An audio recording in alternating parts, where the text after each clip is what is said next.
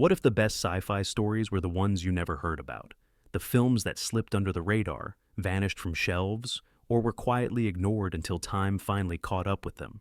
Hidden visions, strange ideas, and bold experiments that deserved far more than they got. Today we will pull them back into the light, and somewhere in this list, you might stumble onto a film that saw our future long before we did. Number 13, Strange Days, 1995. Strange Days opens like a warning flare. It throws you straight into a crumbling near future where memory is no longer private, where moments can be recorded, replayed, sold, and stolen. And at the center of it all is a desperate ex-cop played with sharp, jittery energy by Ralph Fiennes, navigating a Los Angeles on the edge of total collapse. What makes Strange Days so powerful is not just its wild concept, it is how real it feels. Director Catherine Bigelow shot entire scenes using a special camera system that mimicked first-person memory, creating a dizzy, immersive rush that felt revolutionary in the mid-1990s. The film pushes you inside someone else's viewpoint long before modern digital tricks made it easy. And underneath the high-tech mystery is a raw story about trust, fear, and the things we hide from one another. It predicted a world obsessed with recording everything, long before that became daily life. Strange Days arrived at the wrong moment. Audiences were not ready for its style or its tone. Critics did not know what to do with a film that blended futurism with street-level grit. But time has a way of correcting things. Today, Strange Days plays like a prophecy, a film that understood how fragile our digital lives could become, a reminder that the future can be thrilling, but it can also be far too familiar. Number 12, Brainstorm, 1983. Brainstorm begins with an idea that feels almost innocent. A new invention that lets you record sensations, thoughts, and emotions exactly as they are experienced. A device that turns the human mind into a playback machine. But the moment scientists begin to explore its potential, everything shifts. Because once you can record a memory, someone else can replay it. And once you can replay it, you can manipulate it. Director Douglas Trumbull, the visual pioneer behind classics like Close Encounters, aimed for something ambitious and unusually personal. Filming Brainstorm was turbulent. Production delays, creative disagreements, and the tragic death of Natalie Wood cast a shadow on the entire project. Yet the final film still feels strangely warm and thoughtful. It wonders what would happen if we could step inside each other's experience without filters. If empathy could become literal, if joy, fear, or confusion could be transmitted like a message. Trumbull used an unusual technique for the time. Ordinary scenes were shot in a standard format, while experiences inside the machine exploded into a brighter, wider image. Audiences were startled by how immediate it felt, long before modern visuals made such jumps routine. Brainstorm is not loud or chaotic. Instead, it is curious. It asks quiet but enormous questions about what we might do with technology that knows us better than we know ourselves. It never became a blockbuster, but it remains a thoughtful, steady spark of imagination, waiting for a second look. Number 11, The Quiet Earth, 1985. The Quiet Earth opens with one of the most haunting images in sci-fi. A lone man standing in an empty city, sirens silent, streets abandoned, and not a single person answering his calls. No monsters, no chaos, just a world that has quietly erased its population. The film stars Bruno Lawrence as a scientist who wakes up to discover he may be the last human left. But instead of panicking, The Quiet Earth leans into something deeper. It studies loneliness as if it were a scientific challenge. It watches a capable man unravel, rebuild, and reshape himself in the face of total isolation. There are scenes of strange humor, sudden fear, and eerie beauty. The world feels both familiar and wrong at the same time. And just when you think the film will settle into a simple survival tale, it shifts again, hinting at a cosmic event that may have rewritten reality. Shot in New Zealand with a modest budget, The Quiet Earth used its limitations to create atmosphere rather than spectacle. Empty streets, quiet landscapes, and slow reveals build a sense of mystery that lingers long after the credits. It avoids easy answers and instead delivers an ending that people still debate decades later. The Quiet Earth does not shout to get your attention. It whispers, and that whisper stays with you. Number 10, The Hidden, 1987. The Hidden begins at full speed. A calm bank lobby transforms into a chaotic chase within seconds, and the culprit is not an ordinary criminal. It is something that slips from one body to another, carrying its reckless hunger wherever it goes. What follows is a furious blend of sci-fi, detective mystery, and late 80s attitude. Kyle MacLachlan stars as a strange, soft-spoken investigator who knows more about the situation than he is willing to explain. The film's genius lies in its contrast. Outrageous action on the surface and a surprising amount of heart underneath. Director Jack Shoulder shoots Los Angeles like a city that has been awake too long, buzzing with neon, noise, and impatience. The creature at the center of the story is dangerous, but the film treats its journey with unexpected curiosity. Why does it crave thrills? Why does it copy human behavior? What is it trying to feel? The Hidden earned a small but passionate following because it delivered fun without forgetting to ask questions. It predicted the rise of genre blending long before it became common. It showed how sci-fi can live comfortably inside a police thriller without losing any of its spark. If you want a film that makes you laugh, jump, and think all at once, The Hidden is that rare gem that understands chaos, can be clever. Number 9. Millennium, 1989. Millennium starts with one of the strangest mysteries in sci-fi. A passenger plane lands in distress, every person aboard silent and unmoving. When investigators examine the scene, they find something even stranger. No clear cause, no struggle, just an impossible absence. What follows is a time-twisting puzzle where nothing is quite what it seems. Chris Christopherson plays a weary investigator, chasing clues that refuse to line up, while Cheryl Ladd appears as a visitor from somewhere outside the normal flow of time. The film introduces a future where humanity is in crisis, and time travel has become a desperate tool. Teams slip into the past to retrieve people who were already marked for disaster, hoping to preserve a dwindling population. But time does not like being rearranged. Each intervention creates echoes, and those echoes escalate. Millennium uses its premise not for spectacle, but for tension. Every scene suggests that one small misstep could unravel the entire timeline. Director Michael Anderson brings a steady hand to the story, balancing mystery with a touch of melancholy. The film asks a question few others even consider. If you could rewrite fate, how many times could you do it before the world pushes back? Millennium may not be flashy, but it delivers something far more interesting. A story that bends time without losing its emotional core. Number 8. Split Second, 1992.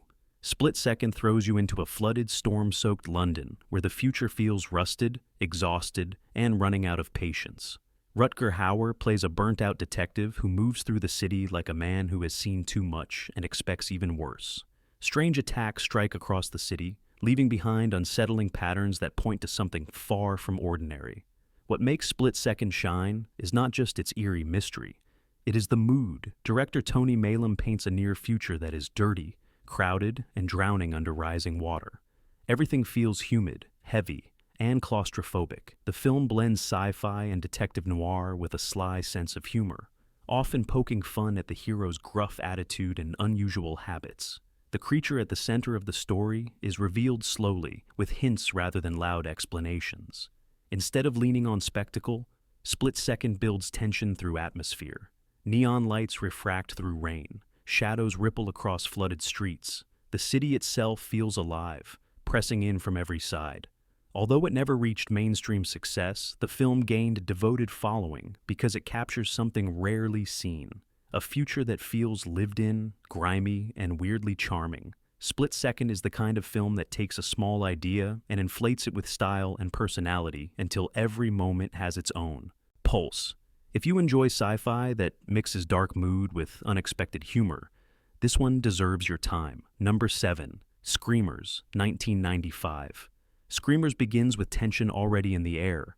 A distant colony, a ruined landscape, and two factions locked in conflict for years.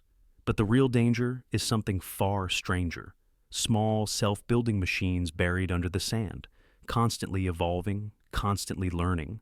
Created as tools, they quickly outgrow their original purpose. And now, no one knows exactly what they have become. The film stars Peter Weller as a commander trying to negotiate peace while navigating a world where nothing can be trusted.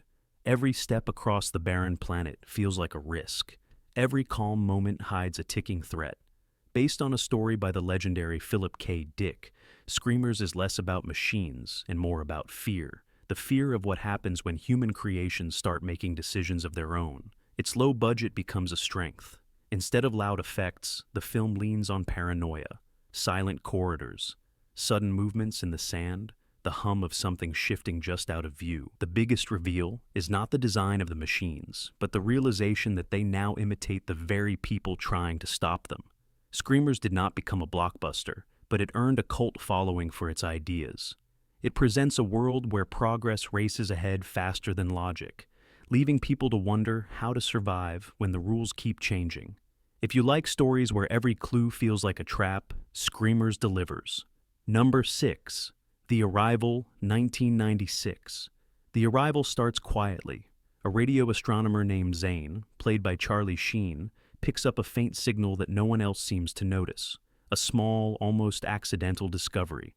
But the more he digs, the stranger things become. The numbers do not match natural patterns. The locations do not line up. Someone, or something, is sending messages from places no one expects. Instead of focusing on grand encounters, The Arrival turns everything into a slow, unsettling mystery. Zane rushes from one clue to the next, uncovering changes in climates, odd mechanical systems, and disappearances that make no sense. The film builds pressure gradually, layering hints until the truth becomes impossible to ignore. Something is happening on Earth, not from the outside, but from within. Director David Twohy grounds the entire film in real locations and low-key effects, giving it a believable tone rarely seen in mid-90s sci-fi. What could have been a loud spectacle becomes a detective story about listening closely and noticing what others ignore. Critics at the time did not appreciate its patience, but today it feels ahead of its era. The Arrival quietly predicted a world where environmental changes cannot be ignored, and communication becomes a riddle. It is a clever, thoughtful sci-fi story disguised as a thriller, and it rewards anyone who follows the clues. Number 5. Hardware, 1990. Hardware drops you into a cramped apartment in a scorched, sand-choked future where the world looks like it has been cooked under an endless sun. A scavenger brings home a strange robotic skull as a gift for his artist girlfriend Jill, who welds it into one of her metal sculptures. It seems harmless, lifeless, just leftover machinery until it begins to move. The film was directed by Richard Stanley, a filmmaker known for unusual, dreamlike visuals.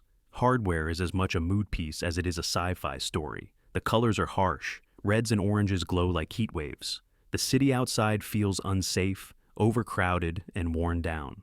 Inside Jill's apartment, shadows stretch across the walls as something mechanical slowly rebuilds itself piece by piece. What makes Hardware stand out is how it treats space. Instead of action scenes spread across wide landscapes, most of the story unfolds inside a single claustrophobic room. The result is an intense, anxious feeling that grows as the machine evolves. Viewers are forced into the same trapped perspective as the characters. The music, heavy with late 80s industrial tones, adds to the tension.